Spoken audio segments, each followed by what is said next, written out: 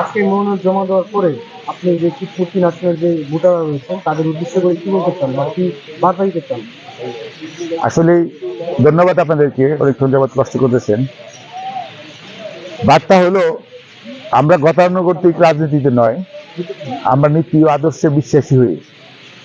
বিগত 18 বছর আগে আমরা মাননীয় পরিষদ গঠন করেছি। যেহেতু মাননীয় পরিষদ রাজনৈতিকভাবে নিবন্ধিত না, সেজন্য পরিষদের পক্ষ থেকে আমি স্বতন্ত্র প্রার্থী হিসেবে নির্বাচনে প্রতিদ্বন্দ্বিতার জন্য মনোনয়নপত্র জমা দিয়েছি।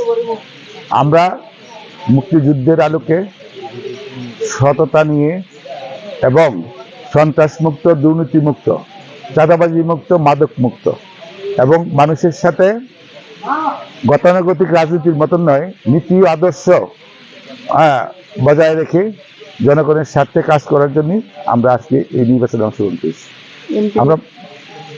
আমরা মনান বিয়ার আদর্শে লালিত। মনান বিয়া যেমনই তার রাজনৈতিক জীবনে তার সততা ছিল, তার দেশপ্রেমিকতা ছিল, আমরা সেই আদর্শকে লালন করে আমাদের বিশেষ করে শিবপুরবাসীর তো মনান বিয়া শিবপুরে হিসেবে, উনি শিবপুরে জন্মগ্রহণ করেছেন, শিবপুরের মাটিতে শুয়েছেন।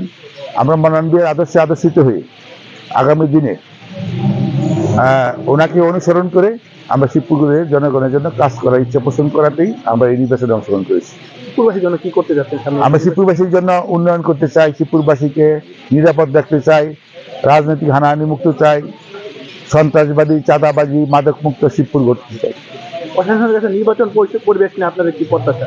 প্রশাসনের কাছে আমাদের নির্বাচন পরিবেশে প্রত্যাশা আপনাদের মাধ্যমে আমরা জানাতে চাই, এখন যদি নির্বাচনে সকল প্রার্থী সম অধিকার পাবে, এখন যদি কোনো প্রার্থী তার বেশি মাত্রার শোষণ কোনো প্রশাসন থেকে আসে, যেমন মনে করেন, আমি একটু উদাহরণ দিয়ে বলি, আমার সাথে নির্বাচন করলে তাকে ট্যাগ দিব, যে একটা তকমা দিব যে হ্যাঁ ওই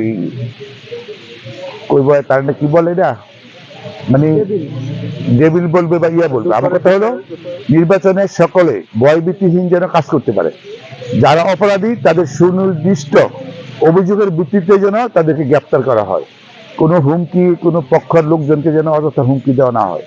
শিবপুরবাসী প্রতিবাদ করতে জানে, আমাদের সকল কর্মসূচি থাকবে নিয়মতান্ত্রিক, শান্তিপূর্ণ, এবং কোনো রাজনৈতিক ট্র্যাক লেগে কোনো প্রতিপক্ষকে যেন কোনো পক্ষ সেটা বিশ্বাস করতে না পারে। আপনাদের মাধ্যমে আমরা সেই বার্তাটা প্রশাসনকে জানাচ্ছি। শিবপুরবাসী 12 তারিখের রেজাল্টে কি প্রত্যাশা?